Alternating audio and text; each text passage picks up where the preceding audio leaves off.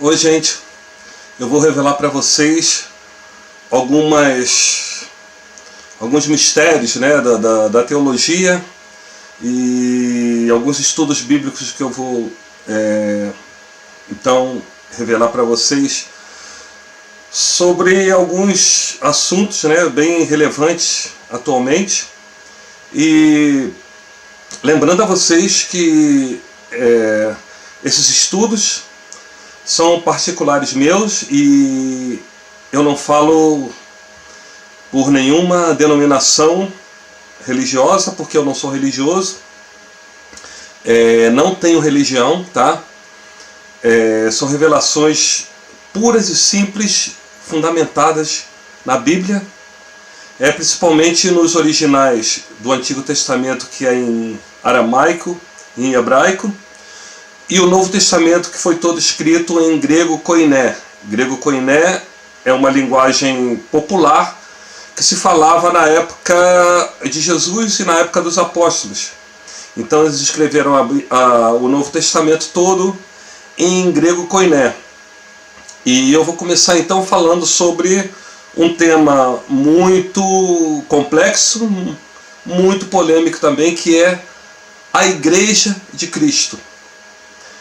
O que é a Igreja de Cristo e por que o Senhor Jesus usou essa palavra igreja, que no original significa ekanoia, que foi transliterada para as línguas ocidentais como eclésia, tá?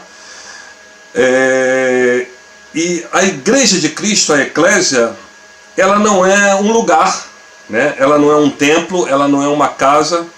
Eclésia significa exatamente um sistema de governo que foi introduzido na Grécia no ano de 594 a.C. por um aristocrata grego chamado Solon, tá?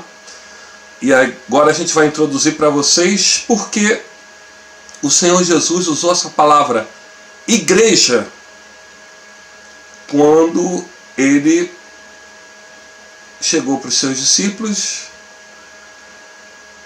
e usou essa palavra pela primeira vez, tá? Então vamos ao texto. Aqui Mateus 16, a partir do 13.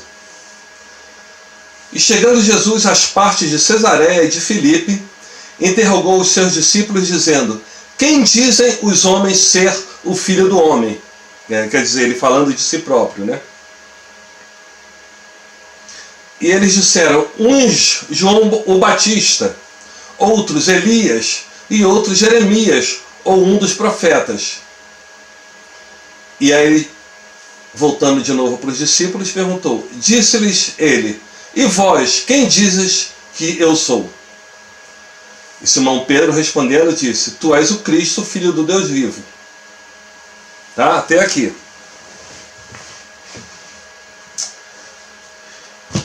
Então, foi aqui a primeira vez que o Senhor Jesus usou essa palavra igreja, eclésia. E ele falou sobre esse fundamento, essa pedra, essa palavra no original se chama fundamento, né? Significa fundamento. É como se você fosse fazer um edifício, tá? E você começaria a construir um edifício e você faz o fundamento, a base, né? Você põe a base no chão e ali você, a partir do fundamento da base, você vai construir o edifício. Então qual é esse fundamento? Esse fundamento é a crença de que ele é o Cristo, o Filho do Deus vivo, tá? Então vocês vejam que nenhum dos outros apóstolos eles responderam corretivamente a Jesus quem ele realmente era. Que os outros falaram: uns dizem que tu és o João Batista, alguns dos profetas. Então Pedro falou: tu és o Cristo, o Filho do Deus vivo. E vocês podem entender que foi a primeira pessoa viva que confessou esse tipo de coisa que Jesus era o Cristo, o Filho do Deus vivo. Tá? Então Jesus ele usou então esse termo, esse fundamento de fé, para dizer, olha, sobre esse fundamento, quer dizer, pessoas que creem que eu sou o Cristo, o Filho do Deus vivo, eu vou até edificar a igreja sobre esse fundamento. Entendido? O grande problema que algumas interpretações teológicas erram é dizer que o Senhor Jesus fundou a igreja dele em cima de Pedro. Tá? Jesus não fundou a igreja dele em cima de um homem, porque a própria palavra eclésia, ela significa um sistema de governo plural, não só de um homem, né? Como o Solon ele criou esse tipo de governo na Grécia, que era uma assembleia de pessoas, de líderes, eleitos pelo povo, para que eles pudessem legislar sobre o povo. E aí eles fariam as leis, eles dariam ordem a subalternos para o poder judiciário, para o poder executivo, e eles legislavam a lei. Então era o poder maior sobre a Grécia, só que não era um homem só, era uma assembleia, por isso esse nome, eclésia, assembleia. Vários líderes, sem absolutamente nenhuma hierarquia entre os líderes, e eles se juntariam através de votos, né? Eles próprios entre eles votariam, decidiriam toda a legislação do governo grego. Então o Senhor Jesus ele fez esse tipo de comparação do que ele queria para o sistema do governo que ele queria fazer até então, a sua igreja, que não tivessem um líder isolado. Tá? Depois lá em Efésios 4 a gente vai conseguir definir isso melhor, né? Que ele pegou a eclésia, né? A liderança, e resumiu ela entre 5 ministérios, a princípio, né? 5 ministérios: o ministério dos apóstolos, o ministério dos pastores, o ministério dos profetas, o ministério dos mestres e o ministério dos evangelistas. Tá? Então a eclésia, a igreja de Cristo, ela se basearia nesses 5 ministérios de liderança, tá? Que são os apóstolos. Esse ministério ele cessou, tá? Porque ele só foi ali no começo que os apóstolos que eles semearam as igrejas, né? E a partir de que eles semearam as igrejas começaram a funcionar, né? Como se fosse um grupo, né? Um grupo de pessoas que pensavam, né? Que tinham o mesmo pensamento, de que Cristo é o Filho do Deus vivo. Esse é o fundamento, né? E o Senhor Jesus iniciou a igreja dele dessa maneira.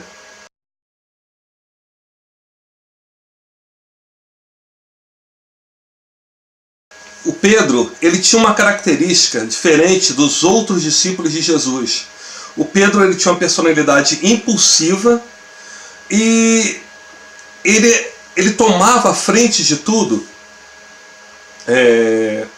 Então Jesus usou esse tipo de personalidade, né, de Pedro, para poder iniciar a igreja. Mas vocês têm que entender uma coisa: Jesus não deu ordem para Pedro liderar os irmãos dele, tá?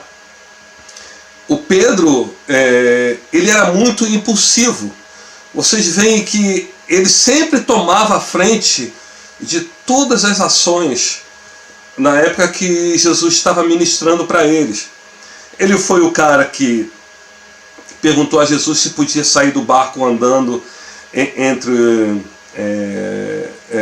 andando por cima da água. Os outros ficaram calados. Então os outros eram muito acuados. O Pedro era uma pessoa impulsiva. Então o Senhor Jesus usou essa característica de Pedro, tá? Então a gente vai ver nesse momento o que Jesus ordenou para ele a princípio, a primeira vez. Aqui nesse versículo aqui, vamos ver o contexto. Lucas 22, 31 e 32.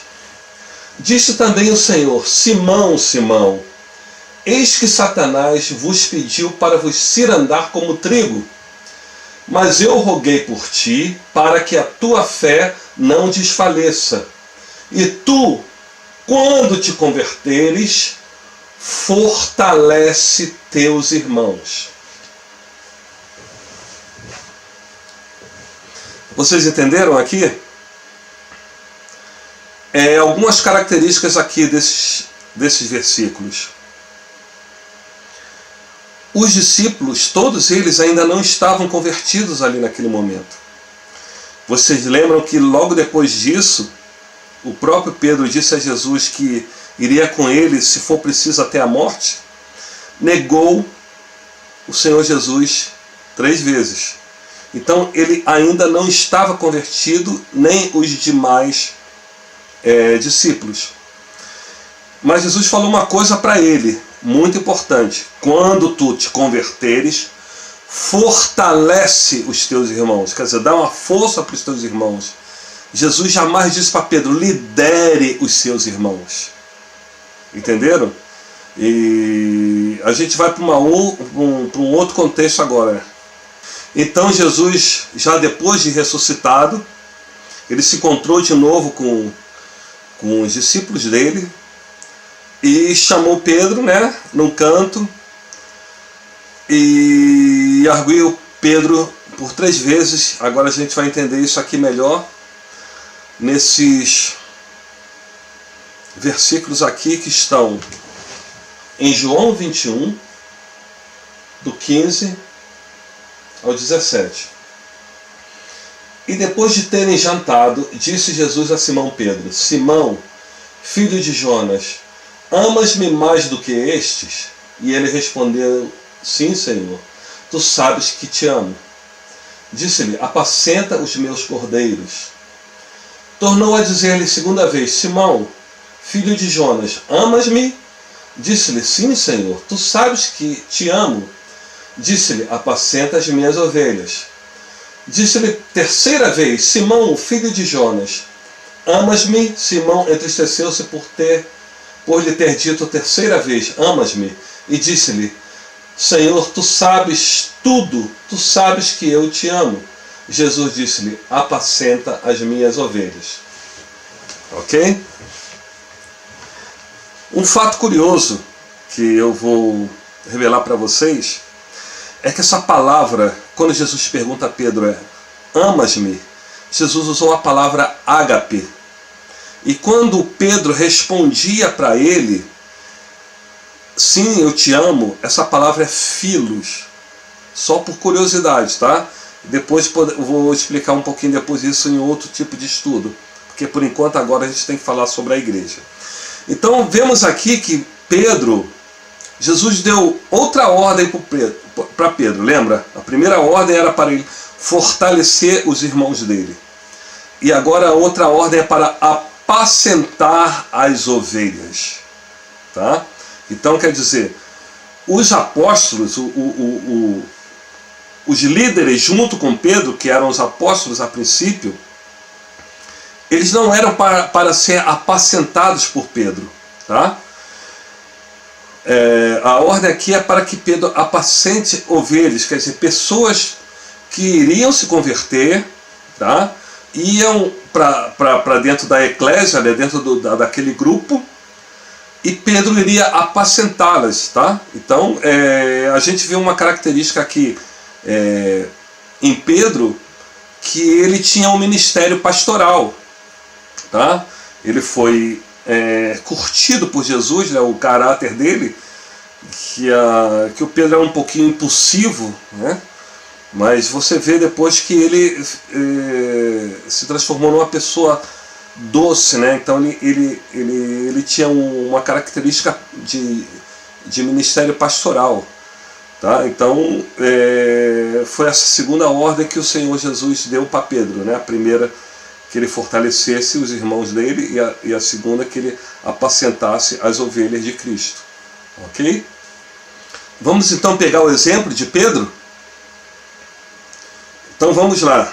Lembram, né, que o Pedro foi a pessoa chamada por Jesus para fortalecer os irmãos dele, os outros apóstolos, e apacentar as ovelhas, que é as pessoas que viriam a se converter mais tarde e que entrariam na igreja, e que eles depois, quando fossem ungidos pelo Senhor Jesus dentro da igreja, né, estariam ali trabalhando na igreja, e o Senhor Jesus, vendo a força deles por amor pela igreja local, o Senhor Jesus ungia eles. Então os outros ministros, os outros líderes reconheciam aquela pessoa e traziam ele agora para dentro do ministério, né?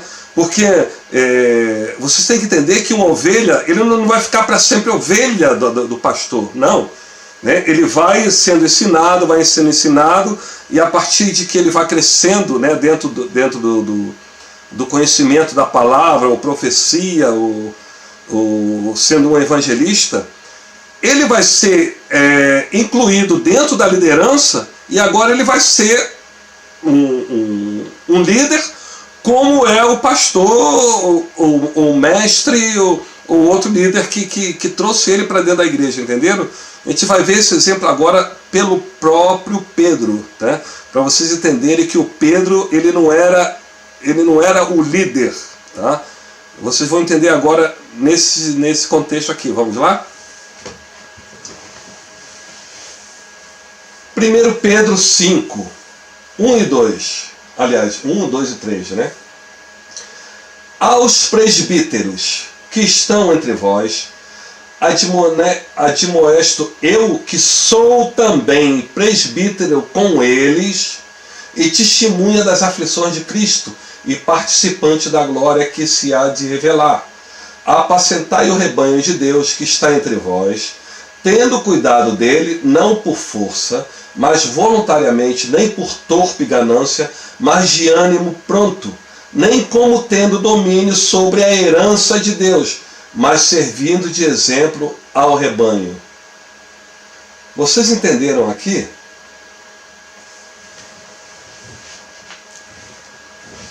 Vocês entenderam aqui? O Pedro está mandando uma carta aos presbíteros de uma certa igreja. O que é presbitério? O presbitério é a liderança, é a eclésia, tá? Que esse mesmo nome é episcopado, tá? Então o que é um presbitério? O presbitério é feito de pastores, profetas, evangelistas e mestres da palavra, tá? Esses 4 ministérios significa presbitério. Hoje em dia tem ministério de presbitério. Que coisa estranha, onde eles tiraram isso da Bíblia? Isso não existe. O pastor também é presbítero. Hoje em dia tem os ministérios aí, que tem igreja com o pastor como líder, e presbíteros e diáconos. Os diáconos, tudo bem, tá? Os diáconos são pessoas que são um pouquinho abaixo do ministério, né, da eclésia, que eles também são ungidos por Senhor Jesus, e até então eles vão ser treinados para serem líderes também. Então eles estão servindo a liderança, que é o presbitério, tá? Então eles são os diáconos, então eles servem diretamente aos presbíteros, que são presbíteros ou bispos, né? São pastores, evangelistas, profetas e mestres da palavra. Então, olha aqui que o Pedro está dizendo: eu sou um presbítero também com eles. Para vocês verem que as igrejas locais, na época dos apóstolos, não tinha nenhum líder isolado. Era sempre uma liderança. E não era construções especificamente usadas como igreja, entendeu? Eles se reuniam nas casas das pessoas, às vezes se reuniam em praça pública, porque a palavra eclésia, né, ela no original mesmo, que significa em grego, é ir para fora, ser chamado para fora. Então as pessoas saem de suas casas e se reúnem, entendeu? Então ali é a eclésia, então ali eles vão legislar sobre tudo da comunidade. Então era exatamente assim que era a eclésia, não tinha um líder isolado. Entenderam agora?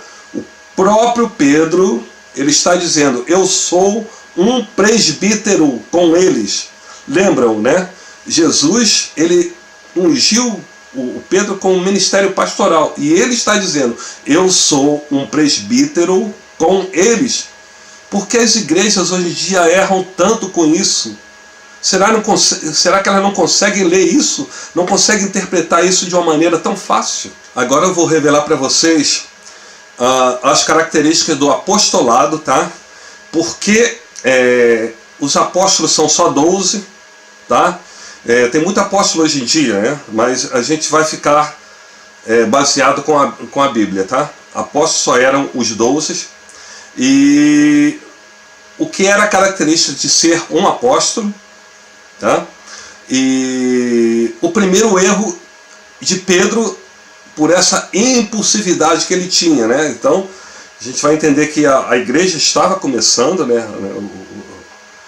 Ela está começando a ser edificada ali naquele momento, né? Que ela foi concebida no dia de Pentecostes, tá? E o Pedro, então, ele fez o primeiro erro dele como líder, e os outros apóstolos que estavam com ele também cometeram o mesmo erro de não votarem entre si sobre esse ato impulsivo de Pedro, tá? De eles escolherem um apóstolo no lugar de Judas Iscariotes, tá? Porque se vocês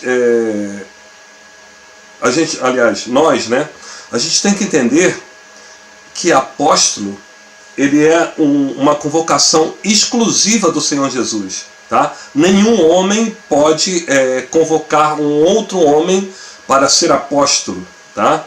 Inclusive até os 5 ministérios, ele é exclusivo do Senhor Jesus, tá? Nenhum homem unge o outro com ministérios, tá? Muitas igrejas, a grande maioria, praticam esse tipo de erro, tanto antes e atualmente, de ungir pessoas para ministério. Não é assim. Primeiro é o seguinte: a pessoa é reconhecida, né, pela Assembleia, essa pessoa ela foi ungida pelo Senhor como profeta. Então as pessoas vão lá e estabelece ele como profeta dentro da igreja, dentro da eclésia. Mas ele já ganhou aquela unção do Senhor dentro da igreja. Os anciãos apenas reconheceram isso nele, né? Então tem pessoas que precipitadamente impõem mãos nas pessoas, ungindo elas apóstolo, ungindo pastores, ungindo evangelista, ungindo profetas, ungindo mestres. Mas não é assim que funciona. Ao longo do estudo eu vou explicar para vocês. Então vamos para o erro de Pedro, tá? A gente encontra aqui, presta atenção aqui, ó. Atos 1, 15, né? Começar pelo 15. E naqueles dias, levantando-se Pedro no meio dos discípulos, ora, a multidão junto era de quase 120 pessoas, disse: homens e irmãos, convinha que se cumprisse a escritura que o Espírito Santo predisse pela boca de Davi acerca de Judas, que foi o guia daqueles que prenderam a Jesus. Porque foi contado conosco e alcançou sorte nesse ministério. Quer dizer, o ministério do apostolado, né? Ora, este adquiriu um campo com o galardão da iniquidade e precipitando-se, rebentou pelo meio, e todas as suas entranhas se derramaram. E foi notório a todos os que habitam em Jerusalém, de maneira que, na sua própria língua, esse campo se chama Alcedama, isto é, campo de sangue. Porque no livro dos Salmos está escrito: fique deserta a sua habitação, e não haja quem nela habite, tome outro o seu bispado. E no 21, Pedro diz: é necessário, pois, que dos homens que conviveram conosco, todo o tempo em que o Senhor entrou e saiu entre nós, começando desde o batismo de João até o dia em que de entre nós foi recebido em cima, um deles se faça conosco testemunha da sua ressurreição. Correto? Então a gente vê aqui uma característica do ministério apostólico, né? O apostolado. Tinham que ser pessoas que conviveram com Jesus desde o batismo de João, como aqui está escrito. Então, são pessoas que eram testemunhas oculares, né, do Senhor Jesus. Então, a partir de que Jesus ascendeu aos céus, não poderia ter mais apóstolos a não ser Paulo, tá? Depois eu vou explicar porque ele que teria que entrar no lugar de Judas Iscariotes e não Matias, que ele também viu Jesus, né? Foi uma presença física, tanto é que as pessoas que acompanhavam Paulo também viram a luz, né? Só que eles não identificaram quem era. Então o Paulo foi uma pessoa que também viu Jesus. E ele estava desde o princípio também ali, desde a época do batismo de João, porque o Paulo ele era um fariseu. Tá? Então ele conviveu ali naquele métier. Tá? Mas, por enquanto, a gente vai dizer sobre esse erro de Pedro. Que Pedro leu nos Salmos. Tá? Então, alguém teria que se substituir Judas Iscariotes no ministério apostólico. Então, se pode ter mais apóstolos, né? A gente vai pensar dessa maneira. Se pode ter mais apóstolos, por que em Salmos tem uma ordem de que alguém precisa substituir Judas Iscariotes? Se pode ter mais apóstolos, então vão se fazendo apóstolos, vão chegando mais apóstolos e ninguém substitui ninguém. Tá? Então essa é uma característica exclusiva, tá? Isso é um sinal, isso é uma prova de que o ministério apostólico eram só os 12. Tá? E a gente vai entender isso depois lá no livro do Apocalipse. Tá? Vamos lá para ele nesse momento então? Vamos lá abrir então. Livro do Apocalipse. Apocalipse 21. Isso foi uma visão de João, né, que João teve quando ele foi arrebatado em espírito até os céus. Tá? A partir do 9. E veio a mim um dos 7 anjos que tinham as 7 taças cheias das últimas 7 pragas, e falou comigo dizendo: vem, mostrar-te a esposa, a mulher do Cordeiro. E levou-me em espírito a um grande e alto monte, e mostrou-me a grande cidade, a santa Jerusalém, que de Deus descia do céu, e tinha a glória de Deus e a sua luz, e era semelhante a uma pedra preciosíssima, como a pedra de jaspe, como cristal resplandecente, e tinha um grande e alto muro com 12 portas, e nas portas 12 anjos, e nomes escritos sobre elas, que são os nomes das 12 tribos dos filhos de Israel. Do lado do levante tinha 3 portas, do lado do norte 3 portas, do lado do sul 3 portas, do lado do poente 3 portas. E o muro da cidade tinha 12 fundamentos, e neles os nomes dos 12 apóstolos do Cordeiro. Ok? Apocalipse 21, do 9 ao 14. O que a gente entende aqui? A Nova Jerusalém é uma tipologia da Igreja de Cristo. Tá? A A gente pode ver isso também nos 24 anciãos, né, com coroas na cabeça, em Apocalipse 4. A Nova Jerusalém, olha aqui a característica dela, é a esposa de Cristo. Então, ela a igreja, nesse exato momento, ela não é mais a noiva, é a esposa, ela já se casou com Cristo. Tá? Então, a Nova Jerusalém, o que é a característica dela? Né? As portas, né, são o nome das 12 tribos de Israel. E o fundamento, ó, presta atenção, está vendo aí o fundamento de novo? O fundamento são os 12 apóstolos do Senhor. Tá?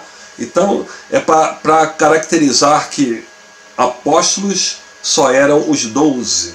Tá? Ok?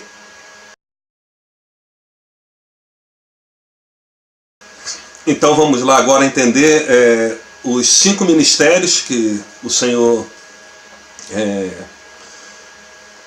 ele construiu para a edificação da igreja dele, tá? Que o ministério apostólico já cessou. Tá? Então vamos lá em Efésios 4. Tá? A gente vai ver aqui a partir do versículo 8. Por isso diz: subindo ao alto, levou cativo o cativeiro, e deu dons aos homens. Ora, isto ele subiu, que é, senão que também antes tinha descido às partes mais baixas da terra. Aquele que desceu é também o mesmo que subiu acima de todos os céus, para cumprir todas as coisas.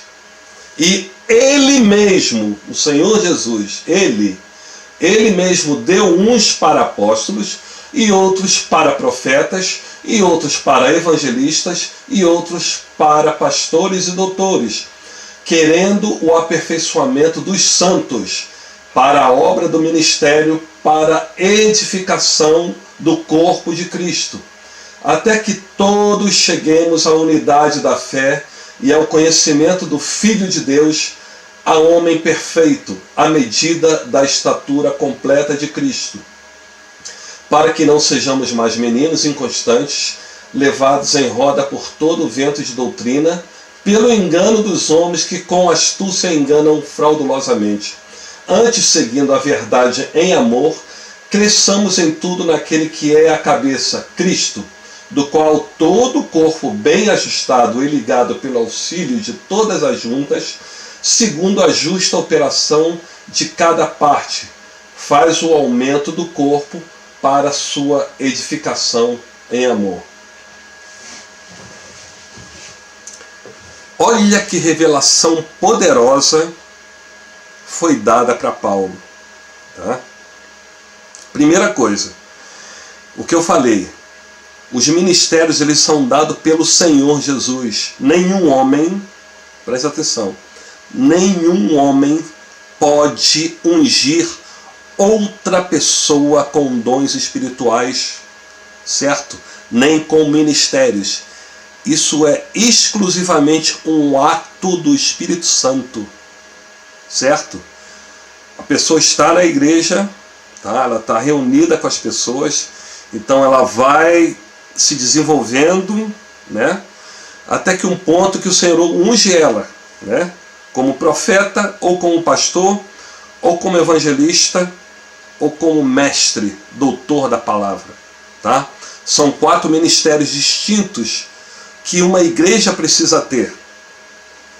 Então, o erro atual, né, que começou desde a época do catolicismo, né, o catolicismo trouxe esse vício para a religião evangélica, de que uma igreja precisa ter um líder, né, como um pastor.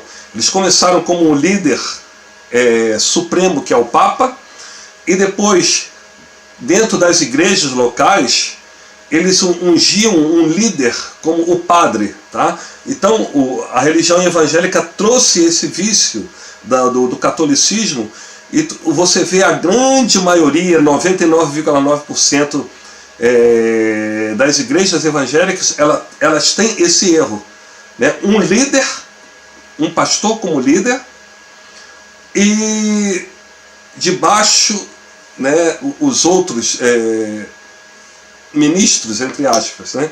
Então, onde estão os profetas da igreja? Onde estão os evangelistas? Onde estão os mestres da palavra? Onde estão esses outros 3 ministérios dentro da igreja? Sabe por que esses 3 ministérios praticamente estão desaparecidos? Porque o pastor, como ele é líder, ele não partilha a liderança da igreja local com profetas, com mestres da palavra, nem com os evangelistas. Né? Então vocês olhem aqui no Efésios 4, algumas coisas distintas para a gente prestar bem atenção, porque as igrejas erram atualmente. Presta atenção. Aqui no Efésios 4, em 12, o Paulo fala assim: querendo o aperfeiçoamento dos santos para a obra do ministério, para a edificação do corpo de Cristo. Tá? Então o ministério todo, né, o ministério da igreja, ele tem que ser para a edificação do corpo de Cristo. E outra coisa, aqui deixa eu ver onde no 15, preste atenção. Antes, seguindo a verdade em amor, cresçamos em tudo naquele que é a cabeça, Cristo. Então o que acontece? Uma igreja, ela tem uma cabeça, é como se fosse um corpo. Tá? O Senhor Jesus revelou para Paulo como era a estrutura da igreja. A estrutura da igreja é como se fosse um corpo humano. Tá? Onde todos os membros da igreja, né, eram membros particulares, mão, pé, dedo, olho, ouvido. E a cabeça é Cristo. Então, numa igreja, a cabeça precisa ser Cristo e não um pastor. Entende? O pastor, ele é um membro do corpo de Cristo, como é o evangelista, como é o profeta, como é o mestre da palavra, e ele próprio como pastor. Ele não pode exercer hierarquia sobre os outros ministros que Deus ungiu dentro da igreja. Então acontece os principais problemas da igreja. Alguém abre uma igreja local, né, uma estrutura, um prédio, uma casa, e geralmente é um pastor. Tá? Quando não é, alguém chama algum pastor para exercer a liderança naquela igreja, e aí começou o erro, porque ele não ouve mais de ninguém, ele não compartilha a liderança com o evangelista, ele não compartilha a liderança com o profeta, nem compartilha a liderança com o mestre da palavra. Então, às vezes, o mestre da palavra, tá? Ele quer aconselhar o pastor que apacenta as ovelhas. Tá? Porque é o seguinte, o que o pastor tem que fazer? Ele tem que apacentar as ovelhas. Tá? Às vezes, um pastor, ele se acha o mestre da palavra. Então, você vê tantos erros teológicos que a gente vê pastores pregando porque eles não ouvem o mestre da palavra, ou então não tem um mestre da palavra dentro da igreja. Ou o que acontece? O mestre da palavra, como ele não tem a voz dele, né, ouvida dentro da igreja, como um outro líder, ele sai daquela igreja e ele vai fundar uma outra igreja, e agora ele vai pegar aquele vício, né? Ele virou gato escaldado, então ele vai pegar aquele vício que ele teve na outra igreja e vai ser o líder, entendeu? Então você pega um mestre da palavra, que ele também é líder da igreja, e ele se auto-intitula pastor também. Então, nas igrejas só tem pastor agora. Ué, onde estão os outros ministérios? Onde estão os evangelistas? Onde estão os mestres da palavra? Onde estão os profetas? Vocês entenderam agora tantos erros que as igrejas praticam atualmente? Ela não pode ser assim. Tá? O Senhor Jesus, ele fundou a igreja dele, a Assembleia, né? A Ecanoia, né? Assembleia de líderes, tá? Ok? Eu vou agora dar um exemplo para vocês de um erro básico, de tudo isso que eu estou falando para vocês, eu vou usar aqui duas pregações de um pastor que está muito em evidência, que eu considero ele um pastor realmente, tá? Eu vejo ele que ele tem um ministério realmente pastoral, porque ele tem o dom, ele tem um carisma de falar com as pessoas, de aconselhamento, sabe? É impressionante. Ele se chama o pastor Cláudio Duarte. Mas por causa desses erros, então quando ele entra no âmbito teológico, de mestre da palavra, que ele não foi chamado para isso, a gente vê isso claramente, ele foi chamado mesmo para pastorear, tá? Ele é exemplo, foi ungido por Deus para isso. E eu sou um cara que sou fã do pastor Cláudio Duarte, mas eu tenho que eu botar isso só como exemplo, né? Eu estou querendo assim denegrir a imagem dele, mas é só como um exemplo, claro, de tudo isso que eu estou falando para vocês, que dentro da igreja cada um tem o seu papel pré-estabelecido pelo Espírito Santo, né? Que unge as pessoas especificamente para isso, e quando elas entram no ministério de uma outra pessoa, quando eles entram num outro ministério que eles não foram chamados para isso, eles fazem erros teológicos, que às vezes pode ser um erro inocente, mas na grande maioria das vezes que vocês veem são erros graves. Por isso que existem tantas denominações diferentes, com tantas interpretações diferentes da palavra de Deus, por causa disso. Eles foram chamados para um ministério e estão exercendo outro, então erram, né? Porque quem foi chamado para ministrar a palavra de Deus, quer dizer, o mestre da palavra, Deus ungiu ele para isso. Então, deixa o mestre da palavra ensinar a palavra, deixa o profeta profetizar, deixa o evangelista trazer pessoas para a igreja e deixa o pastor apacentar as ovelhas. Todos, né, unidos, né, numa unidade só, vão fazer a igreja crescer vertiginosamente dentro da palavra de Deus. Agora, eles vão se separando, né, por algum tipo de ego, ou um quer ser líder em cima do outro e dá no que dá. Então, vamos para esses pequenos erros teológicos que o pastor Cláudio Duarte ele cometeu. Tem coisa que você aprende no seminário, observando o pastor, com alguém que tem mais experiência, com o diácono mais antigo, com o presbítero que é sensacional, não foi chamado para ser pastor, mas é um exímio presbítero. É ou não é verdade? Aqui a gente vê que ele fala assim, a pessoa olha só que coisa, não foi chamada para pastor, mas é um exímio presbítero. Como assim? Exímio presbítero? Gente, presbítero, o presbítero é o líder, junto com o pastor. Quer dizer, o pastor é presbítero, o evangelista é presbítero, o profeta é presbítero, o mestre da palavra é presbítero. É o presbitério, é a liderança, né? A liderança da igreja, a eclésia, né? Então não existe isso. Ele não foi chamado para pastor e é um exímio presbítero. Vocês veem o erro do pastor Cláudio Duarte? E no sexto dia, ele cria o homem para viver no ambiente que ele criou nos dias anteriores. Ou seja, projetando no primeiro dia já a visão do que criaria no sexto, ele estabelece toda a estrutura que o homem deveria viver.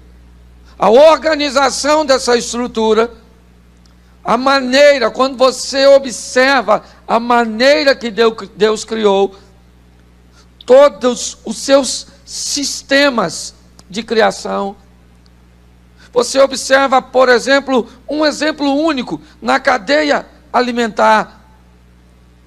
A quantidade de herbívoros sendo muito maiores do que a dos carnívoros.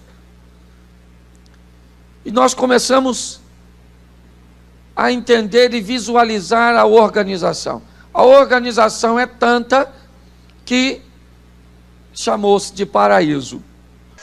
Aqui, outro erro grave que o pastor Cláudio Duarte comete, né, um equívoco. Ele fala sobre a cadeia alimentar na época da criação dos animais.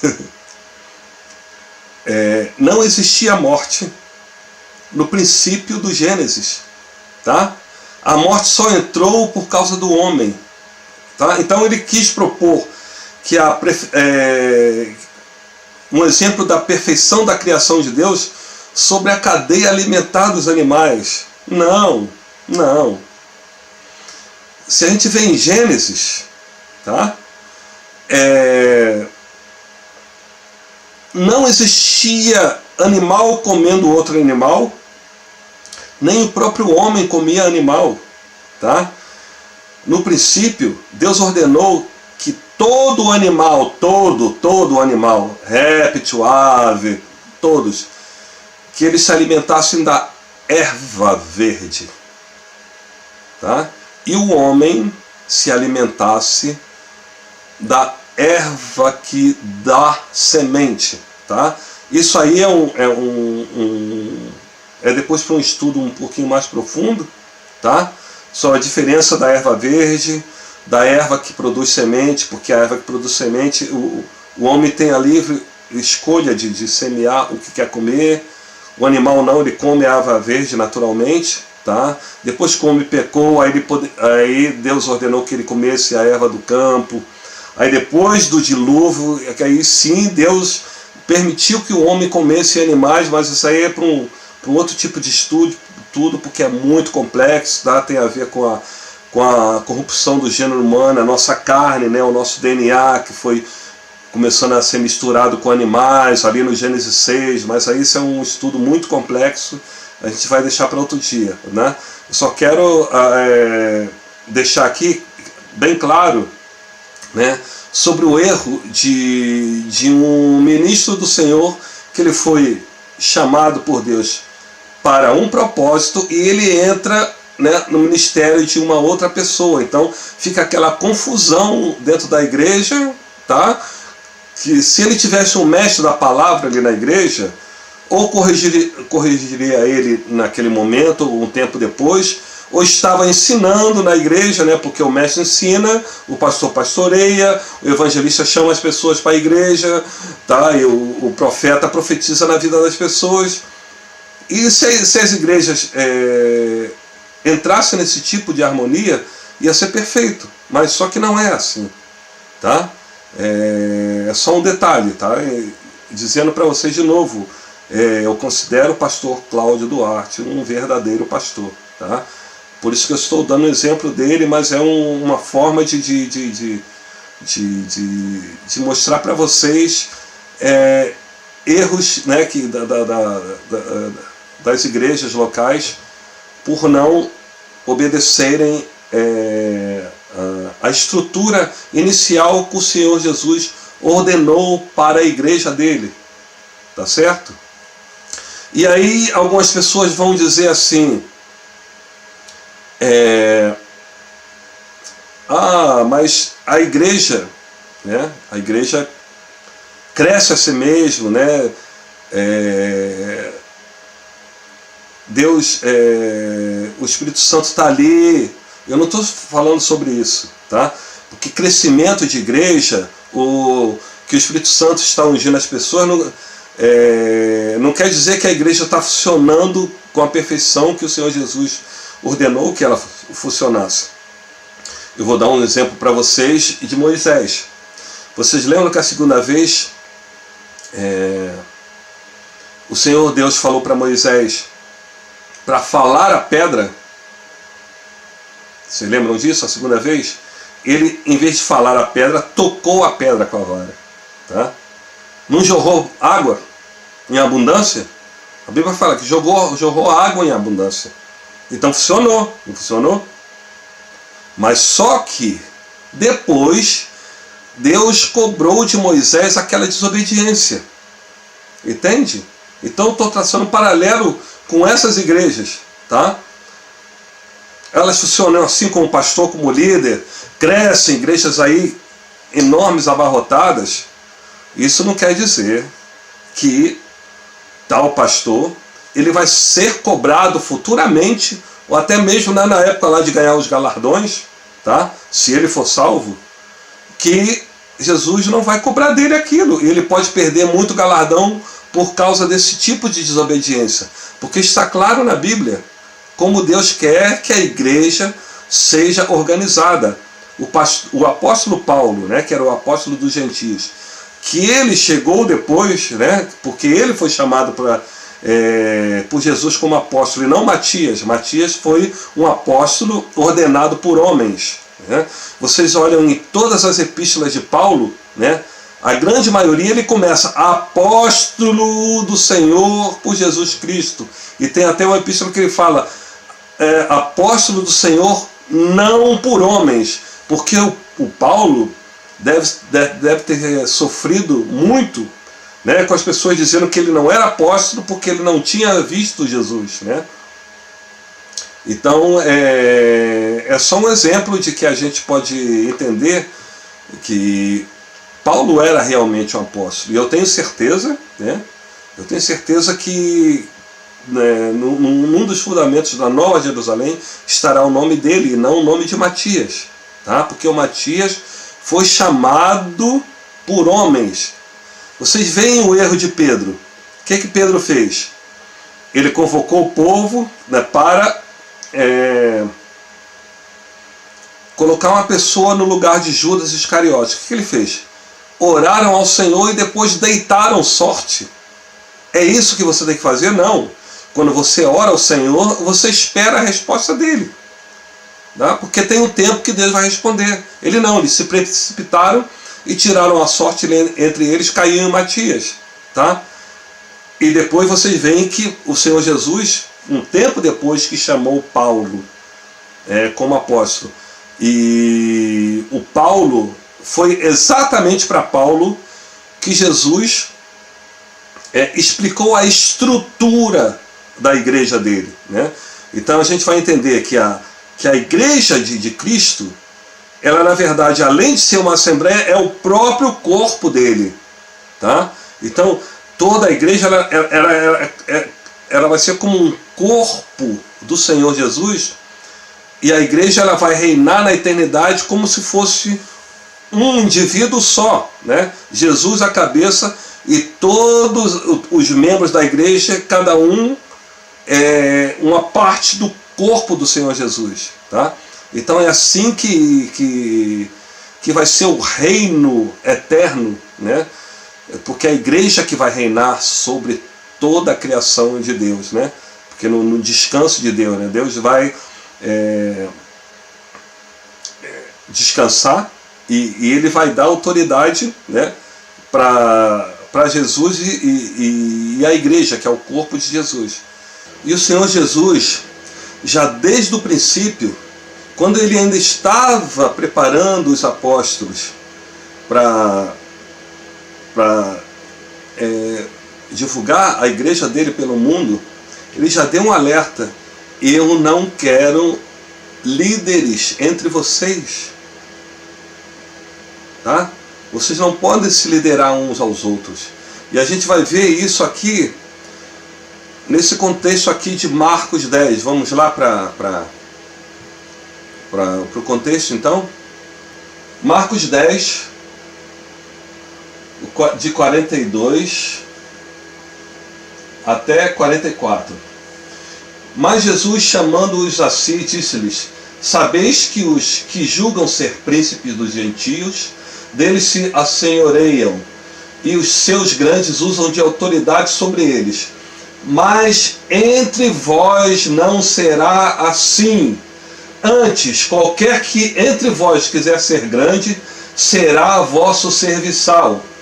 E qualquer que dentre vós quiser ser o primeiro, será servo de todos. Porque ele deu um exemplo dele, né? Dele próprio no 45. Porque o Filho do Homem também não veio para ser servido, mas para servir e dar a sua vida em resgate de muitos.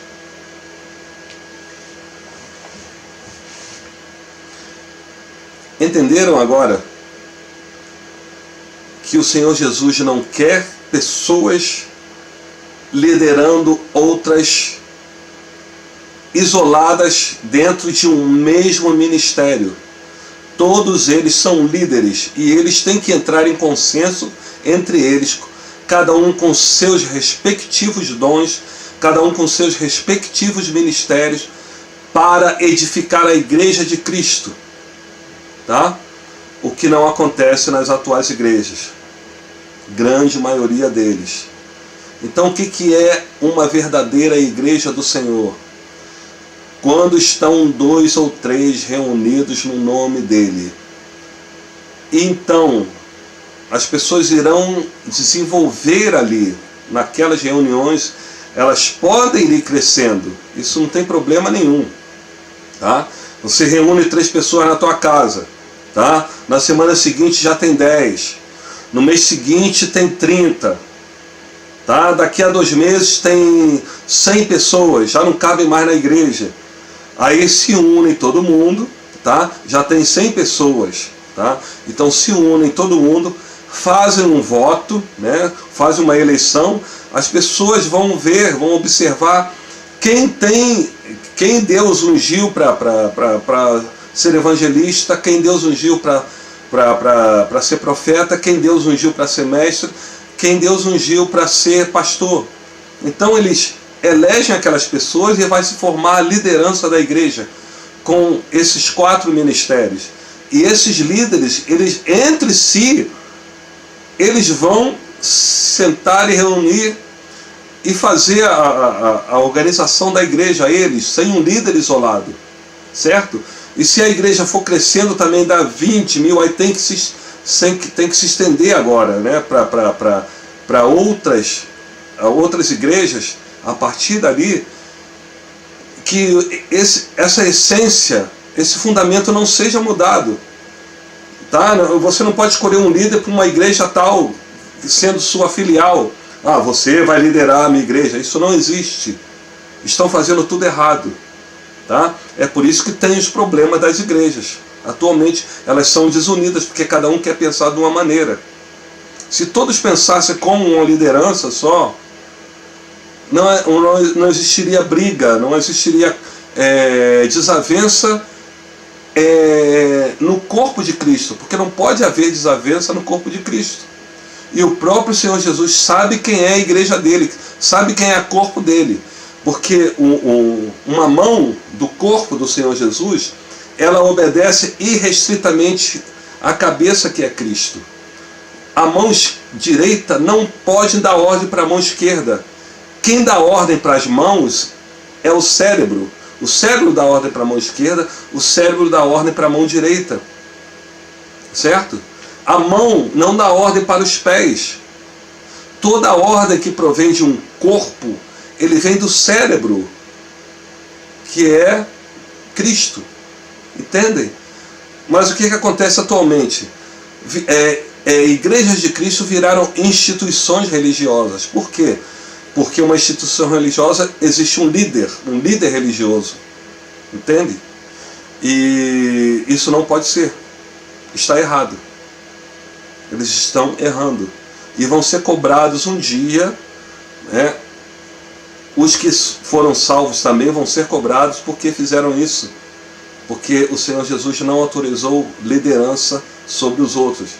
Pode ser que eles cheguem no céu, né? Eles foram os maiores aqui, como está ali escrito em Marcos 10, ele vai ser o menor do reino dos céus.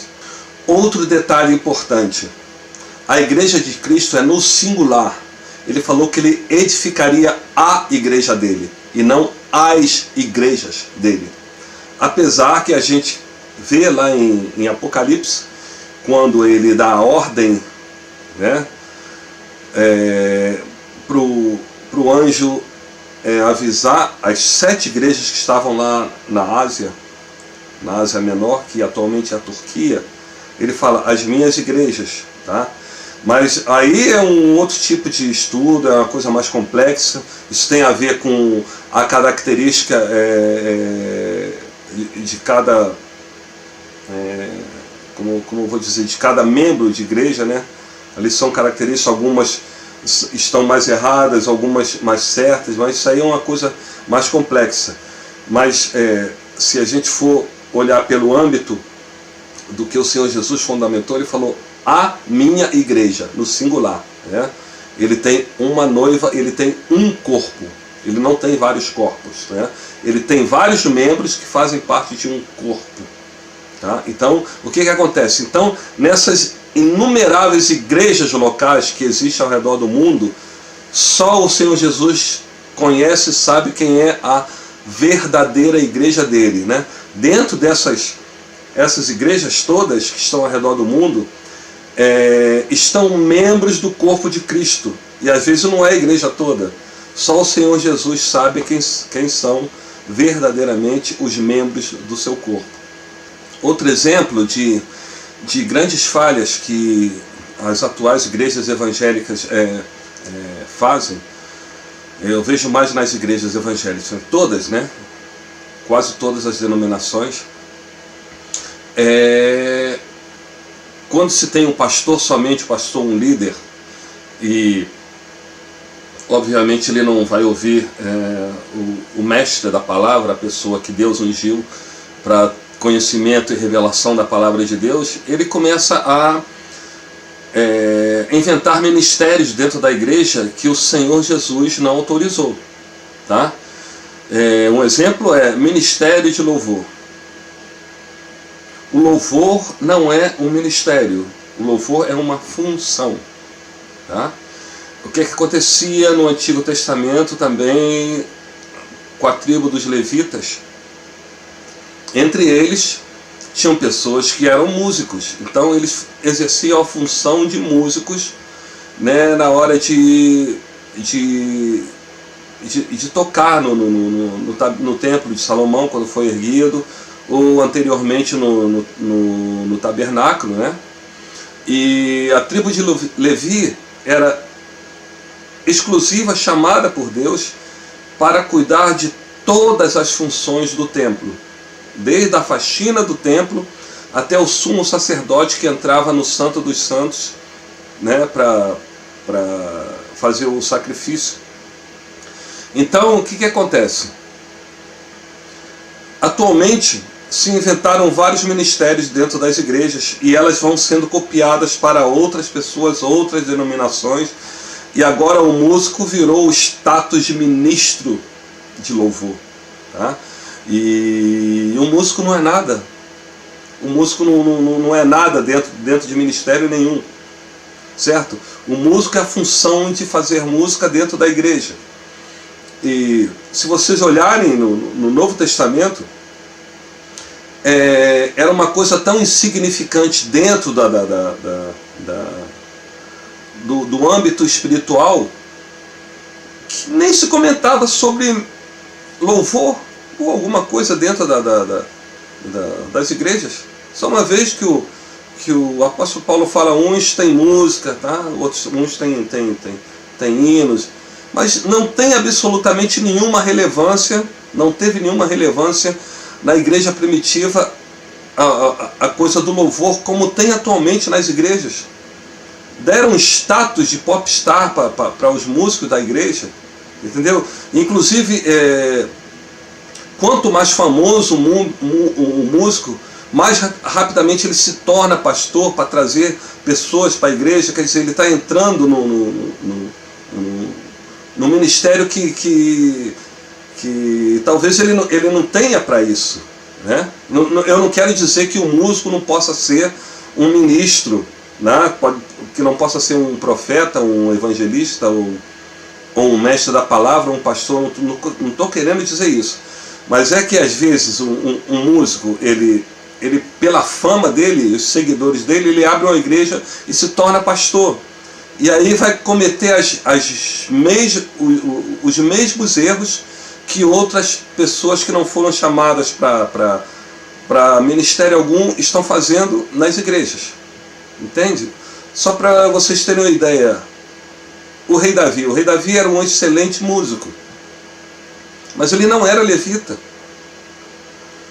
O rei Davi era um músico tão bom que ele criava instrumentos, e ele foi escolhido para tocar harpa na casa do rei Saul.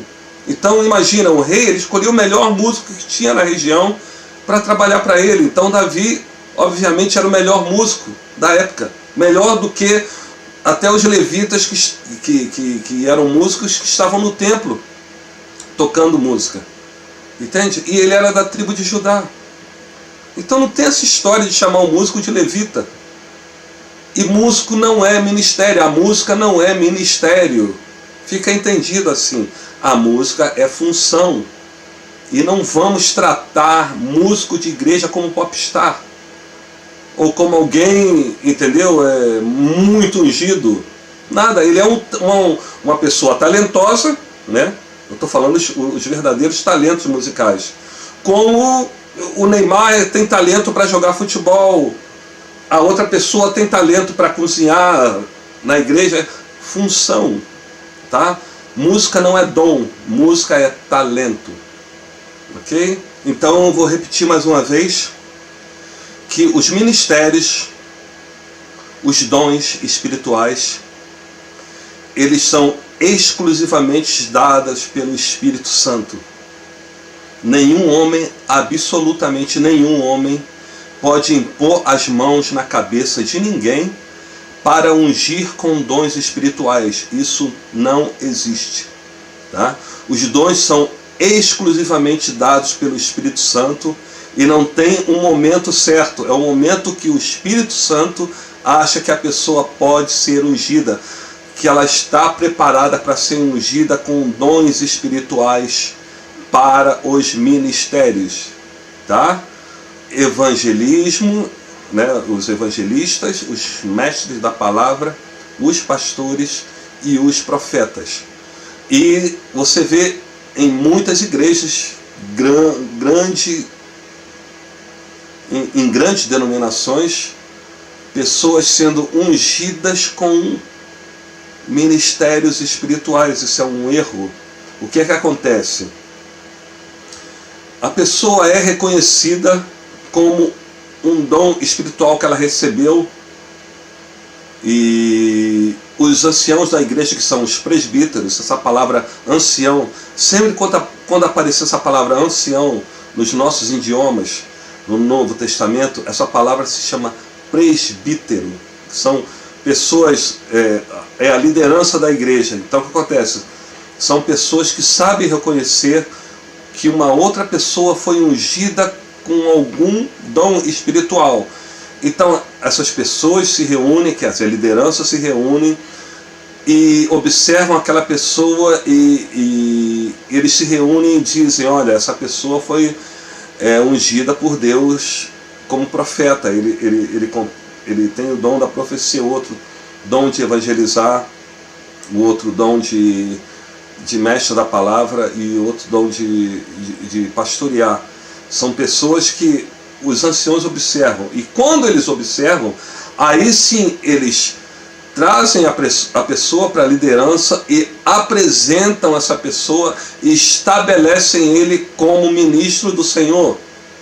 Você não pode pegar uma pessoa aleatoriamente e impor a mão sobre a cabeça dela e ungir: essa pessoa a partir de agora vai ser profeta, essa pessoa a partir de agora vai ser pastor.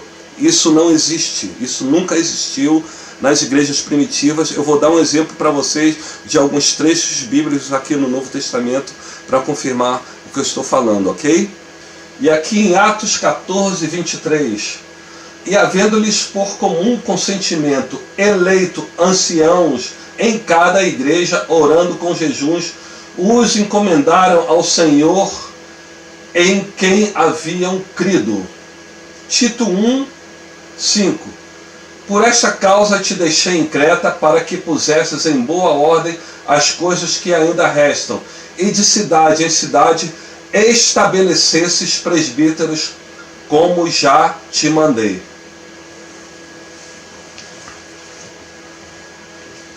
Vocês viram aqui que Paulo deu uma ordem para Tito. Tito era um discípulo de Paulo que ele carinhosamente chamava como filho. E Paulo deu uma ordem para Tito para ele estabelecer presbíteros. Estabelecer, não é ungir. A palavra é bem diferente, entende? Você estabelece uma pessoa, tá, em algum cargo, é porque a pessoa ela já está qualificada para isso. Então você pega ela, estabelece no cargo. Você não unge aquela pessoa no presbitério. Então vocês viram aqui que a igreja primitiva em Atos, tá, ela elegeu presbíteros para a igreja.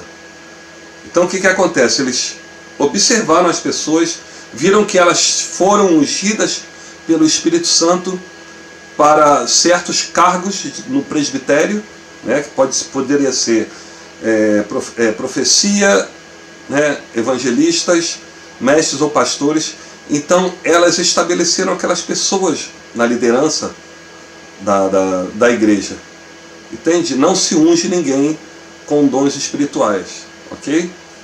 Então toda vez quando a gente vê a palavra ancião, essa palavra no original, tá, nos textos originais em grego, essa palavra é presbítero, tá? Então os anciãos da igreja, né, os presbíteros da igreja, né, voltando a falar, eles são pastores, evangelistas, mestres da palavra e profetas, tá? Isso faz parte do presbitério, são os presbíteros da igreja. Então é a hierarquia maior sobre a igreja, a liderança da igreja. Abaixo da liderança da igreja são os diáconos, que eles têm de igual modo dons espirituais que foram dados pelo Senhor Jesus. Então os presbíteros reconhecem as pessoas que foram ungidas pelo Senhor com os dons espirituais. Então ele chama essas pessoas para serem diáconos. E o que acontece com o diácono? O diácono seria um auxiliar dos presbíteros. E o que acontece? A função deles é fazer coisas na igreja para não sobrecarregar os presbíteros, para que os presbíteros eles ficassem com o tempo todo para resolver os problemas espirituais da igreja. Então os diáconos eles chamariam obreiros, assim, vamos assim dizer, para a função física da igreja, né? Organizar o negócio de som, de música, de quem vai limpar o banheiro, quem não vai, preparar tudo para que não fique sobrecarregado com os presbíteros, que eles não cuidem disso, tá? Para os presbíteros serem pessoas que fiquem encarregadas exclusivamente para os problemas espirituais da igreja, ok? E se vocês observarem, você pode pegar todo o Novo Testamento e você estudar ele, se você observar, só existe nas cartas a partir de Atos dos Apóstolos, você vai ver apenas 2 vezes essa palavra pastor. E absolutamente ela não quer dizer que ele tenha que ser o líder de uma igreja local. Isso é impossível. Não existe nas cartas nenhuma do Novo Testamento. E só 2 vezes essa palavra é encontrada nas cartas. Essa palavra poimen, né, no original em grego, Isso quer dizer que a igreja evangélica, né, que começou com os protestantes, eles trouxeram esse vício do catolicismo. Eu vou terminar aqui dizendo dessa maneira. Quando examinamos as informações sobre as igrejas no Novo Testamento, observamos a simplicidade do plano de Deus, as hierarquias complicadas e políticas nas igrejas atuais vêm dos homens, não do Senhor. As práticas comuns de chamar um pregador de o pastor, ele dá autoridade para governar uma igreja, não tem base nas Escrituras. Impossível. Absolutamente impossível. Pastor como autoridade única da igreja não tem base na Bíblia, não tem base no Novo Testamento, não tem base na igreja primitiva do Senhor, que ele fez com perfeição a simplicidade da igreja dele. Ele é o cabeça e o corpo todo são os presbíteros da igreja e nenhum dá ordem a outro. Ok? Fica entendido assim. Então fica aí por enquanto esse estudo sobre a igreja, tá? E até a próxima, se Deus quiser.